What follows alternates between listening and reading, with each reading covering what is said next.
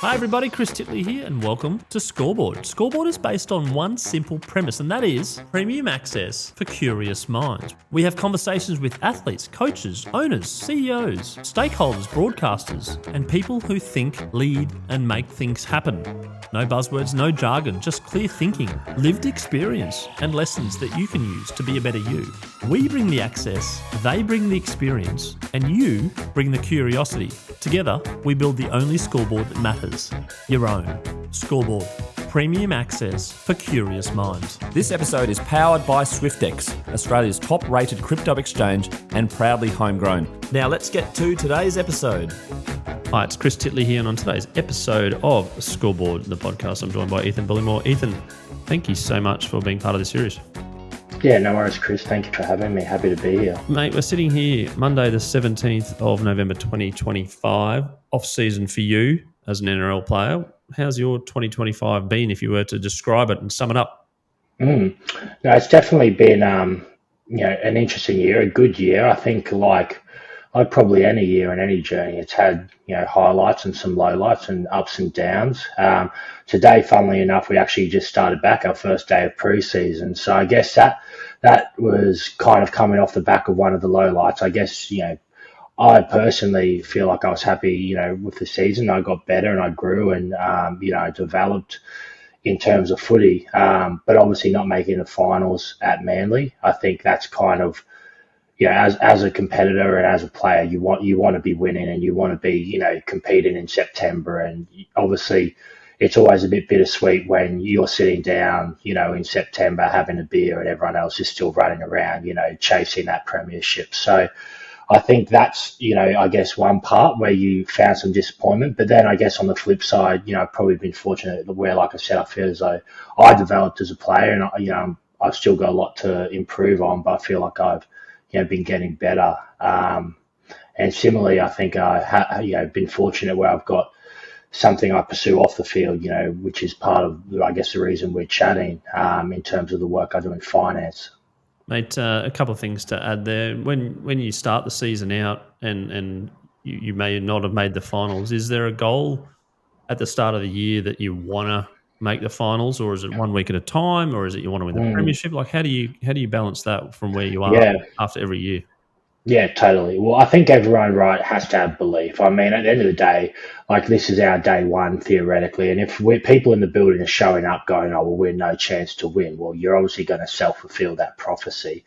And if you look back to our 2024 season, we sort of had a couple game run into the final. So rewinding to this time last year, we were super hopeful. We thought, and we still do think this, that, we're a top four team and that's where we should be. And we, I think also if you look at, I don't read too much of the media, but I think a lot of people had us up there. So we probably, unfortunately, surprised to the downside in how we did, which I guess, doubly hurts. So, we obviously have a lot of confidence in our roster and our coaches and, unfortunately we didn't stack up. But in terms of your performance, which you sort of mentioned around the improvement there, what do you think this year was about for you, and what were some things that improved yourself, which improved your game, which basically, you're getting a better version of yourself? Yeah. Well, I'll put it down to probably two main things. And one is I'm a big believer and, probably base almost all of my life around the fact that the more you do something, the better you get it, right? If you're showing up with a good attitude and you're learning and you're trying, and I think that's been true in every aspect of my life, right? Like, so if you show up with the right attitude every day and you're looking to get better, generally you can. I think the other thing is just also obviously growing up and having more experience, and that's the other big one, right? Like just understanding the game better, understanding myself better, understanding, I guess what makes you tick. Do you feel like, taking back to the start of your NRL career where maybe you were grateful to put on the Broncos jersey and make a debut in the NRL, to a point now where you feel like you belong, and now that you feel like you belong, potentially taking it to the next level? Agree. Yeah, no, definitely. I think you've hit another important fact on the head, or another, good point, right? Like I think definitely for a long time, well, not a long time before the start of your NRL career, yeah, you're honestly probably just happy to be out there, right? To a certain degree, like you're living out your childhood dream. You don't really know, I guess, like you get what it is to, I guess, do that week in, week out. Like at the start of your career, games come less often. Like you're not always playing every week, things like that. So it's, yeah, you probably don't understand, I guess, what it's about as much. Whereas, yeah, definitely this year, and hopefully going into next year, I've felt more of a sense of, knowing that you belong here, knowing that you're not in and out, and yeah, being a bit more confident. When it comes to focusing on your skills, are there areas in the game which you've doubled down on, which you think, oh, this is actually something that I'm really, really good at and I want to really focus on, or is it more of a broader game? I think one thing we're lucky to have, right, is we have so many great people around us who pinpoint, strengths and weaknesses. And I think also internally, I've always been reasonably good at figuring that out myself. I don't think I definitely don't think I'm perfect at everything. I think I have a pretty good understanding of, what I need to improve. And for me, I think it's those areas that you probably should be putting more time in, right? Like you definitely don't want to go away from building on your strengths. But obviously, if there's a few areas that are deficient, I think that's probably where the majority of your time should be going. What do you reckon makes a good forward, mate? Geez, I mean, the game's changed so much. Like even just in the time from when I first started playing to now, I think obviously you've seen the emergence, right, of these probably lighter, faster, more, I guess, fit forwards who, I feel as though, not to say blanket ban, but the days of, the 120 kilo props and so forth are kind of wrapping up, right? It feels like it's a more mobile game. It's definitely a faster game. That's definitely the way the NRL have been guiding it with their rule changes and so forth. So I think these days qualities like leg speed are paramount. Effort areas are probably also, we talk about effort areas at training. So that's your things like your kick chase, your tying in defence, moving, following the ball, showing up in support, all these little things that the fans don't always see. I think that's becoming more and more prevalent. And then I also, go back to, I think, premierships are won on defence is pretty much a cliche saying in every sport across the world, but it kind of is a cliche for a reason, right? Yeah, no, for sure. And look, this year's NRL competition was amazing in terms of the quality, the closeness of the games, the comebacks, etc. The margins are pretty thin. What do you reckon the teams that, like the Broncos, won it in the end? But what do you reckon was a little bit of a difference there marginally, because there could have been an intercept or a kick of the ball or a disallowed try or a try, and things swing and you're not premiers anymore. Yeah, definitely. I mean, in any sport, I think there's always an element of luck and an element of fortune. You definitely also make your own luck, but you need things to go right. I think to go all the way, between injuries, between coming into form at the right time, general fatigue. Obviously, some of those things you can also impact by your coaching and by your management and whatnot. But look, the competition is very close. I mean, if you take our season, for example, well, we beat the Broncos and beat the Storm, who are obviously the two grand final winners, also the two grand final teams, and Broncos obviously eventually won it. So I think any team on their day in the NRL can, beat any other team. Yeah, and then going from week to week, the emotional energy of the competition come to the end of the off season. What do you do? Do you kind of just take a break and take away from rugby league, or do you actually, just switch off, or do you read books, or do you read about rugby league, or do you learn? What are you doing in the off season? Yeah, I get away from it pretty substantially.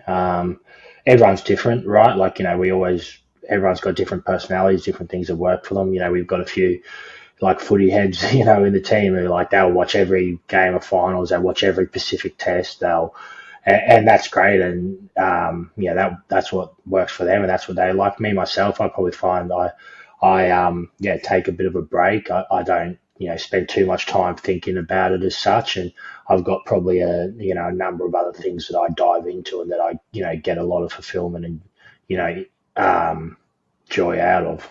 Mate, you touched on it earlier in regards to our connection back in the days in terms of when you first started thinking about the financial world and equity markets. You're now involved in equity markets and maybe in the off season, etc. Can you talk about your role now, your interest, and I suppose also life after sport in terms of, sport might not last Mm, forever. It doesn't last forever, but, you've got a long career ahead of you, but thinking about investments and money as well. yes, certainly. Well, I guess it goes back to, when I started at Nudgee, which was a great school in Brizzy. We had a joke before off air about how you were a Brizzy grammar boy. We'll try not to hold that against you. I think my collective scores against them are about 140 to 6. But I'm going to put you on mute for a second there. yeah. But no, it goes back to my schooling. I was probably fortunate to have some good role models early who, obviously uni was always on the cards for me. I did all right at school. Started down that path when I was kind of coming through the ranks at the Broncos, studying finance and economics, and that spurred, I guess, a bit of an interest or a passion for markets, equities, really also broadly all things business, I suppose. And I started diving into that a bit when I was in Brizzy. As you mentioned, did a little bit of time at Morgan's, just pretty casually, and then as I moved down to Sydney, I was chasing something more concrete, and I was fortunate enough to be introduced to Phil King, who really is probably one of the preeminent figures in Australian markets. And at the time, I definitely had no idea how lucky I was or how fortunate I was. I'd never heard of Regal Funds Management before. So, I showed up as a 21-year-old, 22-year-old or something and said, oh, look, I want to come in here and work and learn. And they were happy to have me. So from that period, which would have been probably February 2022, I've done roughly throughout the year a day a week on my day off, and then in the off season generally ramp that up. So as we spoke about over the last couple of months, I've been in there in a full-time capacity. Mate, what is it about the share market and the movement of funds in and around that attracts you? Is there some correlation between that and rugby league? Yeah, definitely. Well, I think the main thing is I'd say I'm a pretty competitive person. I'm a person that likes to win, and I like to see the wins rack up, and I like to, I guess, try to work out a problem or try to solve something. Probably always been that, way since I was a kid. And I think obviously markets, right, at the end of the day, you are trying to beat someone or beat someone else. I mean, for every buyer, there's a seller, right? So there's kind of always a loser and a winner of every trade.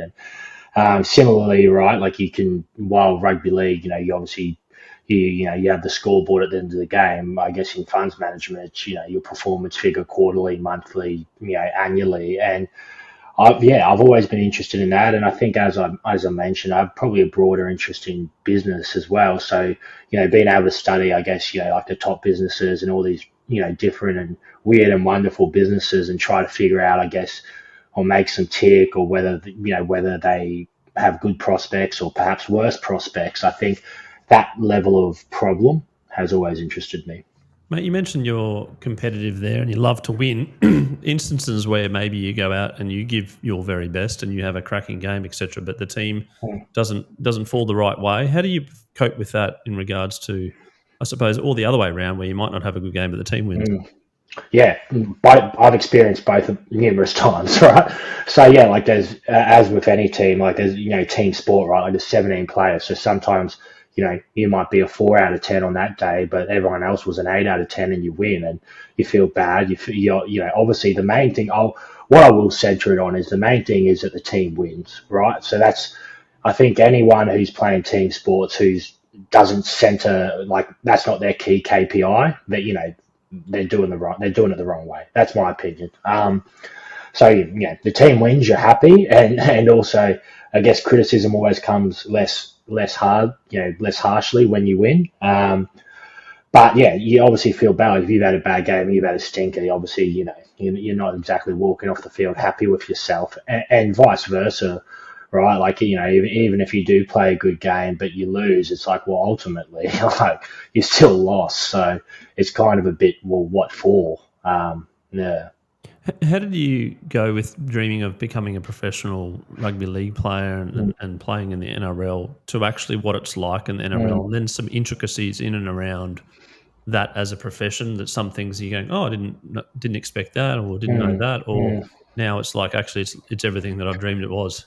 Yeah, well, I'll probably centre back to, when I was like 13, 14, I started, I guess, I was going okay at footy, and I was probably fortunate in some ways where I was in certain ways very prepared for the NRL because I was coming through, the Broncos player system, which is, I know, I think at the time it definitely would have been the best development system in the NRL. I mean, you've seen a number of players it's produced, like who've gone on and done some pretty amazing things. Obviously, they've just won the comp, and a lot of that team that just won the comp is of my sort of cohort and that, that group that I came through with. But yeah, they were tremendously comprehensive. Like I was, from 13, 14, I was kind of being taught, I guess, like what it takes to be an NRL player and provided with all these resources and coaching. And to be honest, I've always, like I said, I've always been a pretty driven person, a pretty goal orientated person. So from that sort of time when I was in these younger talent squads, I was pretty hell bent on getting there. But in terms of things I wasn't prepared for, I think was just like, there's parts which are as you'd imagine, right? Like obviously running out, playing in front of all these people, getting to play with some of your heroes, there's parts you weren't prepared for in terms of, I had an idea of how hard training would be. Like I trained hard since I was 15. So some of those things weren't surprises, but I think the thing that I probably struggled with most was just the ups and downs of professional sport. And I think it's something that still probably doesn't get a lot of airtime, but I mean, you go from hero to villain pretty quickly. You go from, beloved to hated pretty quickly. It's a pretty cutthroat business at the end of the day, like being, a 19, 20-year-old kid getting dropped by coaches and, told you're not good enough, things like that, like, exposed to some pretty harsh criticism, which is needed, right? Like this is all for growth, definitely not complaining about it. But, I think a lot of that I probably struggled with more so in the early years, especially. Do you think there's, with the rise in socials and things like that it's become a bit more, I suppose, exaggerated? Are you finding that from the start of your pre-COVID era to kind of where you are now? Yeah, well, I think the one thing I would say is for me, I've never really been like a particularly social media savvy person, or like, I'm not someone that goes and reads comments. To be honest, I don't really read the sports news. I read the AFR. That's about it. For successful people, give them a shout out. Yeah. But no, I've never really gotten, I guess, dragged into the whole like social media, what people are saying about your thing. I think the bit that hit more, I guess, deeply for me was, I guess, like the impact and the way your parents and the people close to you, I guess, like see what you could maybe call your like downfalls or your mistakes, right? So like it's obviously like, you're 21 or 22, like, my mum and dad think that, I could probably, run someone over on the street and they'd be like, oh, but you were driving so well. Like, so I think, like they're so supportive and they don't see anything, they don't think you've ever done anything poorly or badly. So I think, when you've gotten dropped or you've had a bad game or you've been exposed to criticism or they've seen someone criticizing you, that I think that hurts them. And then in turn, they're asking you like, why you dropped, what's happened. And I think that is a bit emotional. Yeah, no, it's a very interesting point. It's the first time I've actually explored that in regards to the support network, the ones that have backed you through and there. And then they see some hate or whatever. I don't want to say hate's probably the wrong word, but sort of some negative feedback around you. And they're like, probably check in, go, mate, you're okay. Have you seen this thing? And you probably go, no, I've just been reading the fin.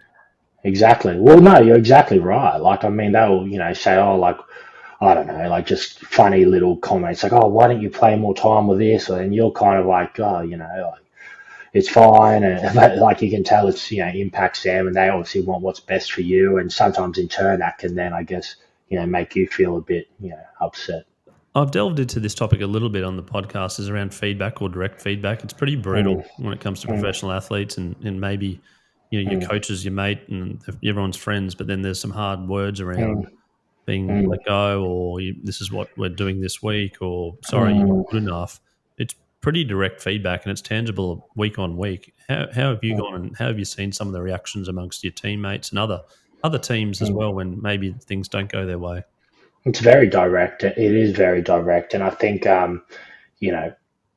professional sport, especially probably rugby league in Australia, which is, predominantly, I guess, males and, sometimes the conversations can be pretty pretty crass or pretty direct, I guess, for a nicer word. But I think again, it comes from a place of you're out there trying to be the best, right? Like you want to be the best. You want your team to be the best. So I think it has a place, right? Direct feedback and direct criticism. Like everyone needs to know where they stand. Like we have a few sort of slogans, I guess you could say, talking about being nameless and rankless and things like that, where it's like, kind of drawn from that fighter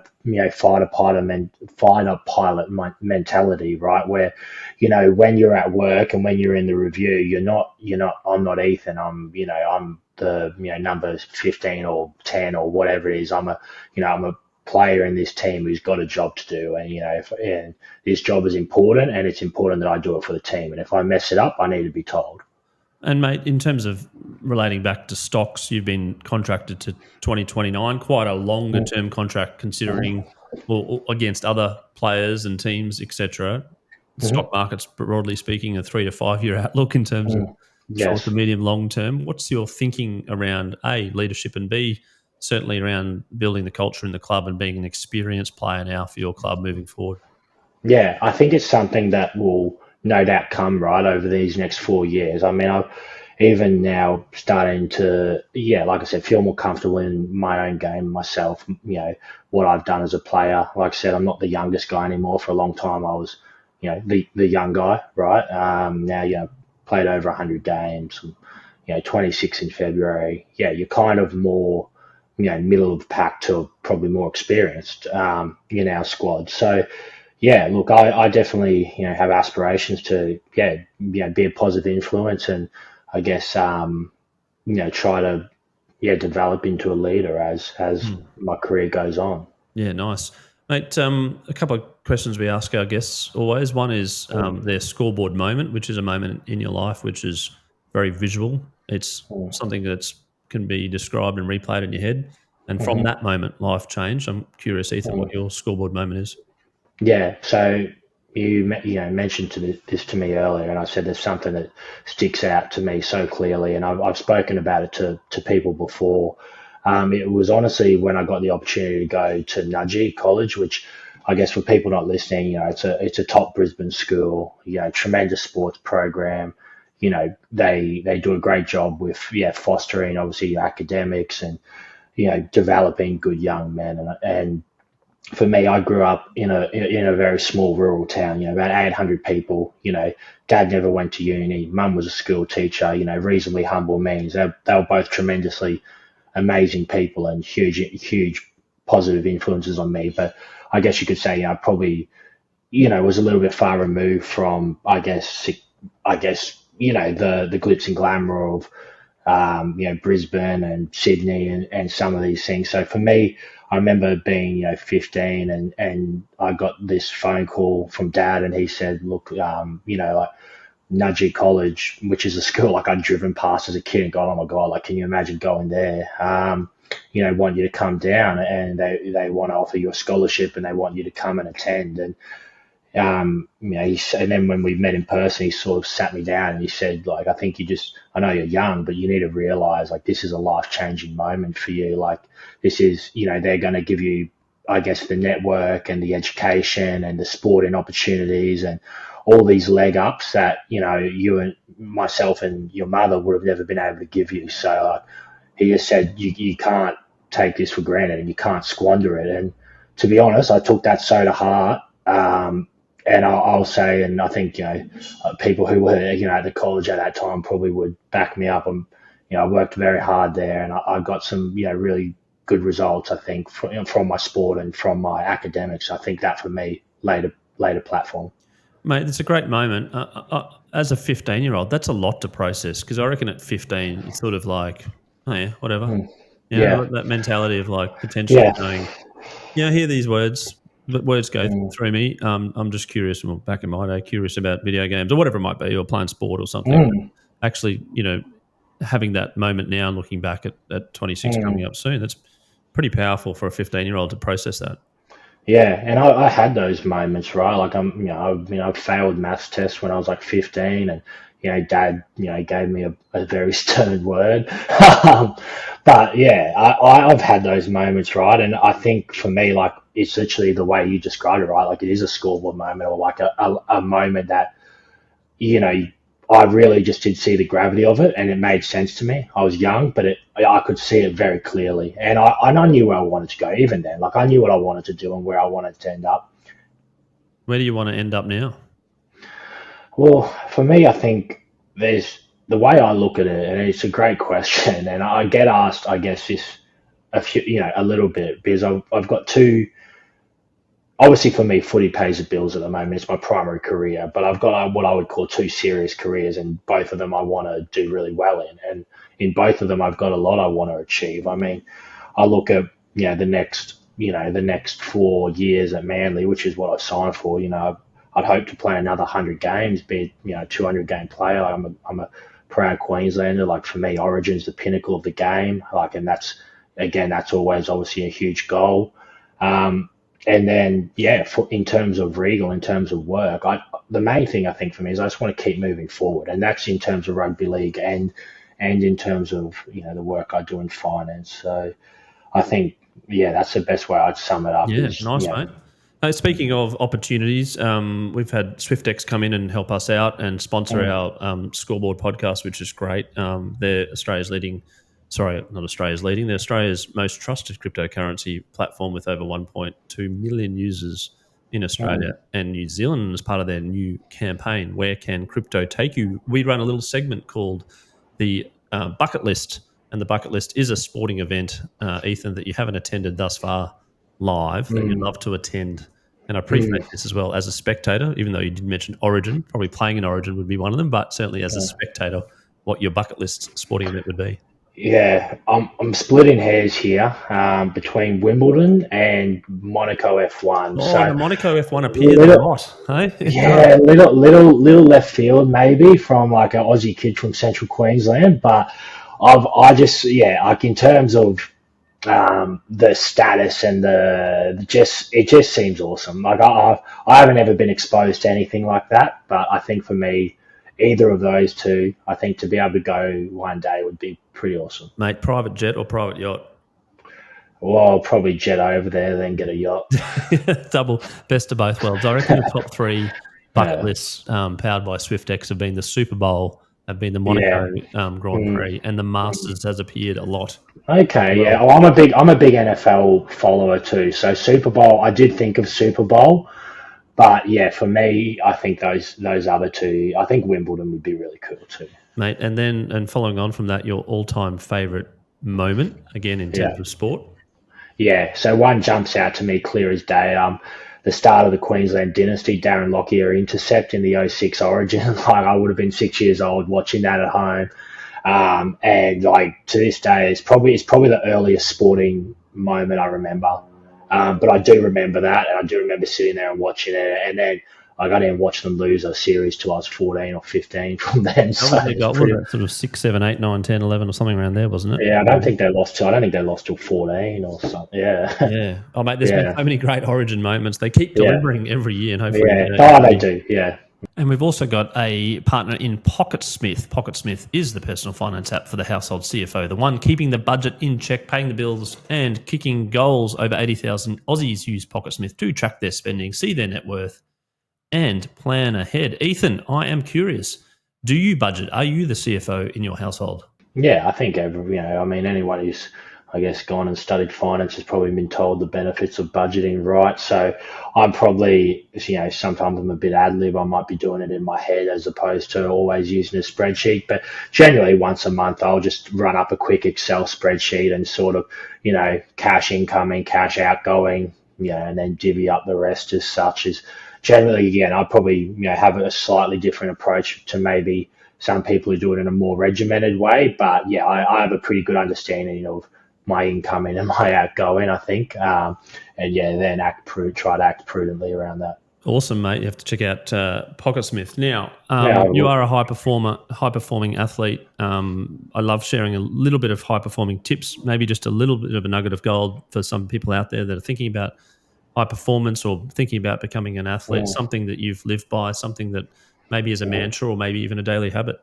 Yeah, well, for me, it's routine. Like I'm someone that, like I get a lot of the success that I've gotten probably by like brute force of will.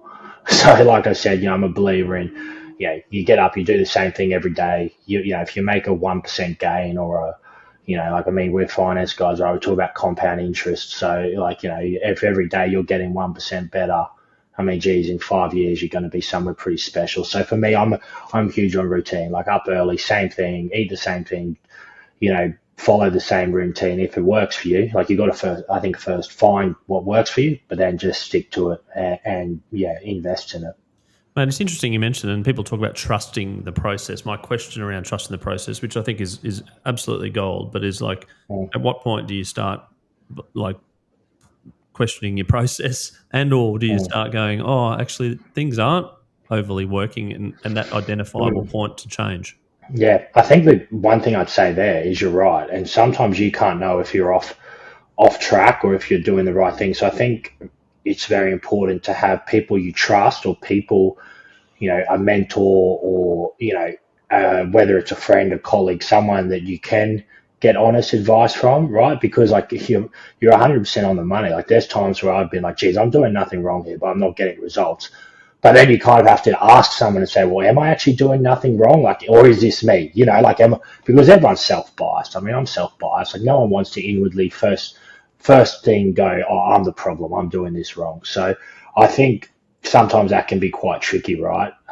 So you've got to, have people, I guess, you can lean on or talk to and get advice from, whether they're older from you on the same level than you, I don't know. But yeah, I think that's the way I'd look at it. And when it comes to coaches or being part of a team at work or a CEO, etc., when there's changes, etc., and there's a long-term plan, and maybe the first year of a long-term plan's not going very well, again, that trust in the process comes into it, I suppose. Yeah, definitely. And I think, there's probably a knack to it, right? We talk about it in the stock world as well, like knowing when to cut your losses and sell, right? Like, sometimes you can be wrong and long.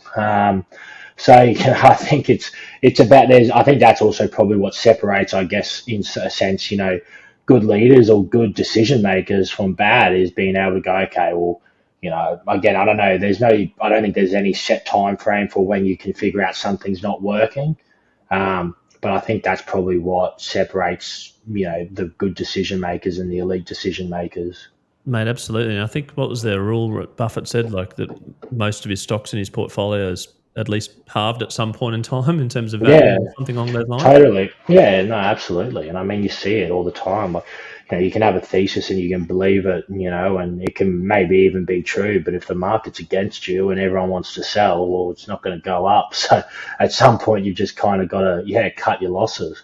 Yeah, but also as a professional athlete, if maybe that's the injury point or something, or a low point in your life where you go, actually now, we've hit the low or whatever it might be, but no one knows when the low is, but on the way up. Ethan, thank you so much for having a chat on Scoreboard today and sharing some insights into your life and your background, what you're doing, how your seasons have been going, and also your interest in the share market, etc. I wish you all the best. And looking forward to supporting you where I can in the coming seasons and with Manly and helping where I can and all the best. Absolutely. Thanks, Chris. Thanks for having me.